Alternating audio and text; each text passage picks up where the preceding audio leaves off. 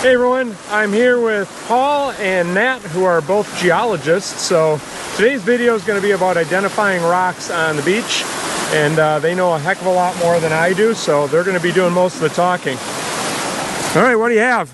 All right, so right here, this is a sandstone, a very fine-grained sandstone, but you'll notice there's two different colors. There's this reddish area and this pale area, and that has to do with reduction and oxidation zones.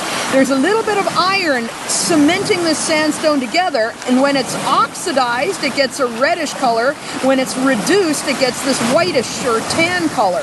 And that's controlled by groundwater flowing through the rock, and that either oxidizes or reduces that iron. So we have this nice colorful rock right here. We have granite here and we have granite on the other side. And what that suggests to me is that this is the original rock, and then this squeezed its way into that and came later. And so we have some quartz and other minerals that were precipitated later after the granite formed. All right, so what we have here, this is like an algal mound or a cyanobacteria mound where these organisms were growing upwards, capturing some sediment. But this is not a stromatolite, because technically to be a stromatolite, it needs to have a dome shape to it, which this does not have. Well, here's one I can identify myself with no problem. That is Chert, banded Chert. And those always go home with me because they look great tumbled. So this is a limestone that has intraclasts in it. And what happened with that, we had limestone being deposited, and then we had a storm come up, and the big storm waves ripped up bits and pieces of the limestone that had already formed, and then created this rock from those bits and pieces. So the intra means the pieces come from the previously deposited limestone. And there's fossils in there, right? There are fossils that got ripped up as well. There's like a little piece of coral right there, and right there, and right there. Yep. All right, so what we're looking at here is called a porphyritic granite. And what you see here is this granitic ground mass here, but you see these large potassium feldspar crystals within that granite. And that tells me that this has two different stages of cooling, where the ground mass cooled quickly, finer grain, but these coarser grain feldspars cooled slowly in this rock. So obviously not from here, obviously from Canada, but a very neat rock, very nice porphyritic granite. All right, so I have a lot of viewers that ask me about like the bluish rocks, the greenish rocks on the beach. They're kind of plain. I don't pick them up because to me they're not interesting for lapidary purposes. So can you tell us what some of these things might be? All right, so these all look very similar, but they are likely very different rocks. What you have to do is look at them in detail with a hand lens or a magnifying glass. And if you look at this one, you'll see little flakes of mica in there. And this is probably a mudstone, a micaceous mudstone, or maybe it's been metamorphosed a little bit into like a Hornfels. This one, if we look closely at it, it is very dark, very fine grained. That's probably a basalt. This one, if we look at it wet, you'll see, if you look closely, lots of little white and black minerals that are interlocking together. This is an igneous rock, and this is quite fine grained, but I'd still put it at, you know, maybe gabbro to diorite type rock, and more on the mafic side. And then this one, I'm going to get it wet. You can see it a little better that way. And this is metamorphosed basalt, something that we call a greenstone. And so even though all of these tend to look very similar, you have to look really closely at them and at the little minerals that make them up, and that will help you tell what kind of rock they are. Okay, now you just said something that's going to cause questions. You just called that a greenstone. You don't mean an Isle Royale greenstone. Right, greenstone's one of those words in geology that has a number of different meanings. Greenstone can be a metamorphosed basalt. Greenstone can be the mineral, the Isle Royale greenstone. And greenstone can also refer to a type of metamorphism, like certain metamorphic conditions. And that's just one of those words you have to know in geology by context, what someone's talking about. So what we got here is a very nice piece of red jasper for this beach. Obviously, again, not from this area, probably most likely from Canada, brought down by the glaciers, but really a nice red color on that. So this is a red rock. Yeah, this is a red rock. That's not jasper, though. That is not jasper. That looks like some sort of a metamorphosed, kind of a sandstone looking rock here. And you can just tell just by the color and also by the grain size. If you look at these two under a hand lens, this would be a little bit coarser than this, because this is a more of a what we call cryptocrystalline or microcrystalline quartz. So very extremely fine grained. You wouldn't really even see the grains in this. With this rock here under a loupe or a hand lens or magnifying glass, you would see the individual grains in this. So that's the big difference. And the way I tell is because this has conchoidal fracturing, those little shell shapes almost. Exactly. That would have, if you broke that other rock into pieces, it would just shatter. Okay. All right, when we find a really easy one, I get to identify it. That's unikite, which is Feldspar and Epidote. The green is Epidote and the orange is Feldspar. So what we're looking at here is a quartzite, which is metamorphosed sandstone. And just like if you walk along a beach or go to a stream today, you'll see places where black sand will get deposited because it's a little bit heavier. It forms these like little layers of black sand. Well, that's what we have here. This is our quartz sand, and then we have these layers of black sand. So this tells me this was deposited probably in a stream billions of years ago before it was metamorphosed into this quartzite.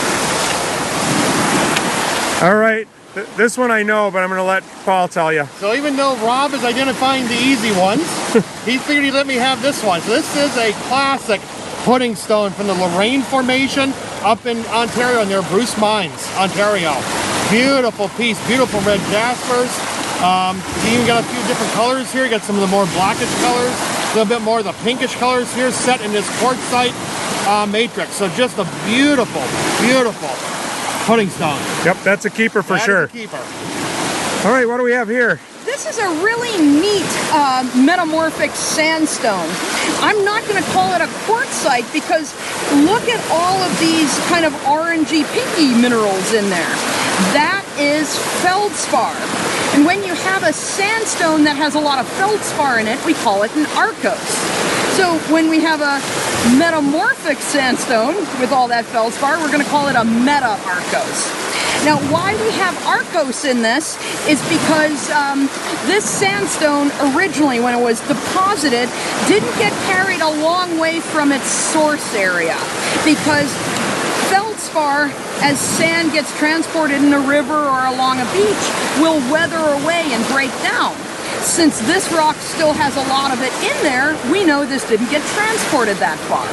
So it tells me a little bit about the history of this. This broke down, the sediment was transported a little ways, then it was deposited as an arkose, and then it got metamorphosed into this beautiful meta-arkose. All right, so what we have here, this really neat dark rock, if you look very closely at it, you'll see some sparkly things in there. And those shiny gold things are pyrite. Pyrite sometimes forms in shales, black shales and mudstones. So what we had here, this was originally a sedimentary rock, a black shale or a mudstone with a little bit of pyrite in it. It underwent low-grade metamorphism, and at some point in the history of this rock, we also had these form. These are little veins that today are epidote. Epidote classically has this beautiful apple green color to it. Flip that one over for a minute. Yeah, that's really cool. So this rock's been through a lot. What you got there?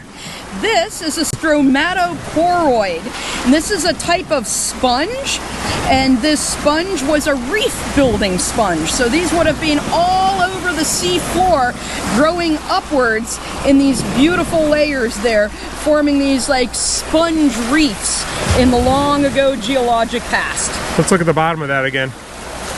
And the characteristic of them are these concentric layers around where it was growing and then growing upwards. Now, how is that different than a stromatolite?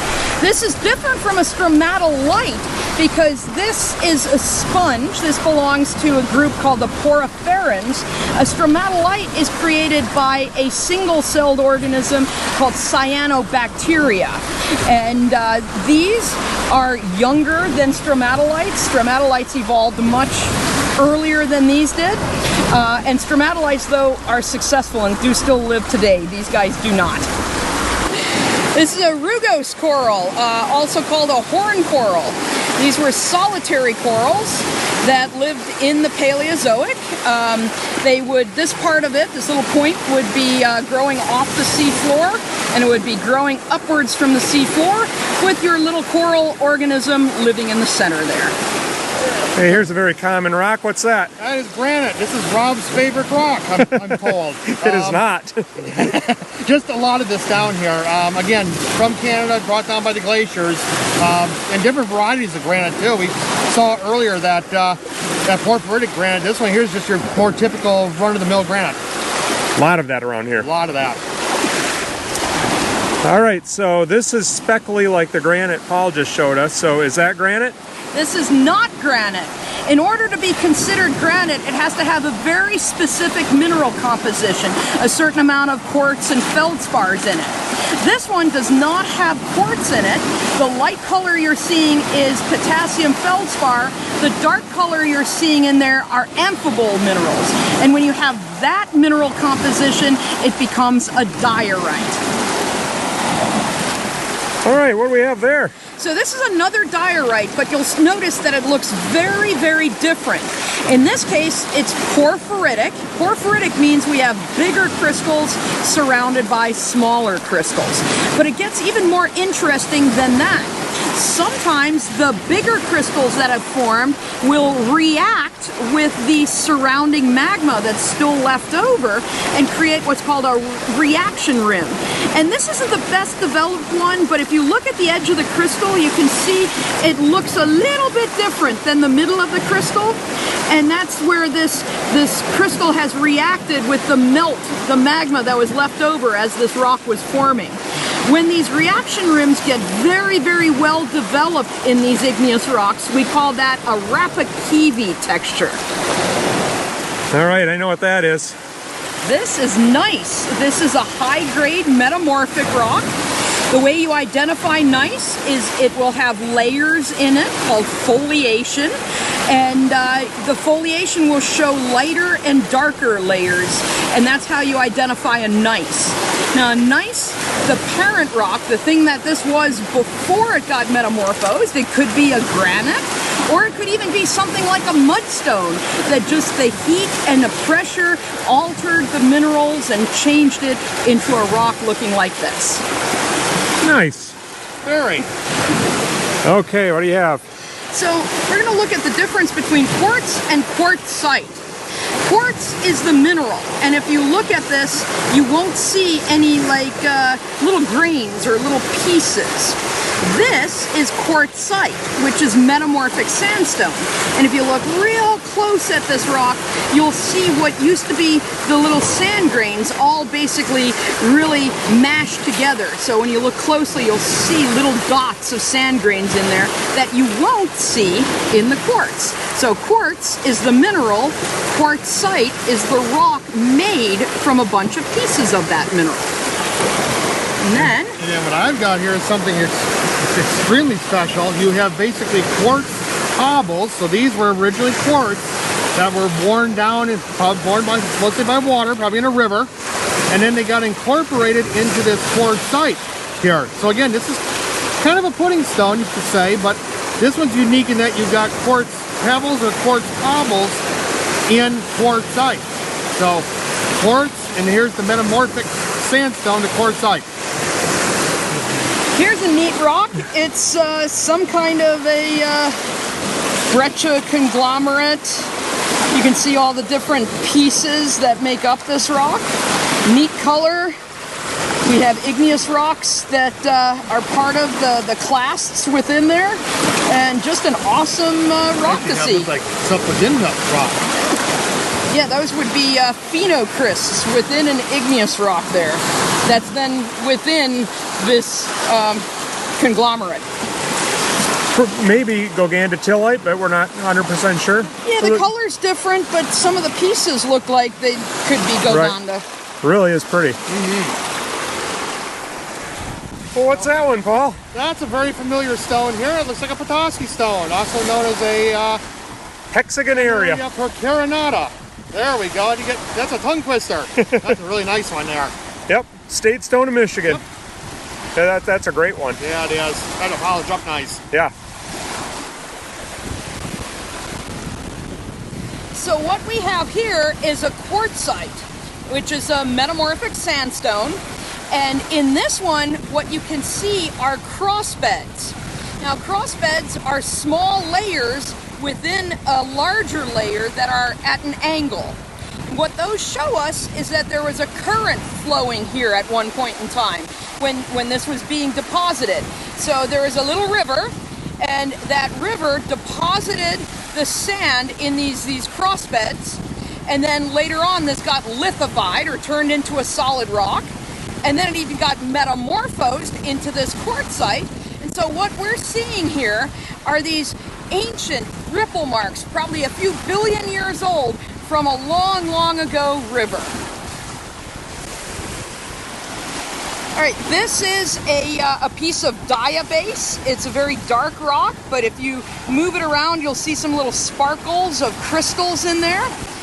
This has kind of the same composition as basalt, except it's going to have some larger crystals that you'll be able to see in there. And you'll probably see those sparkling there. So, an igneous rock again.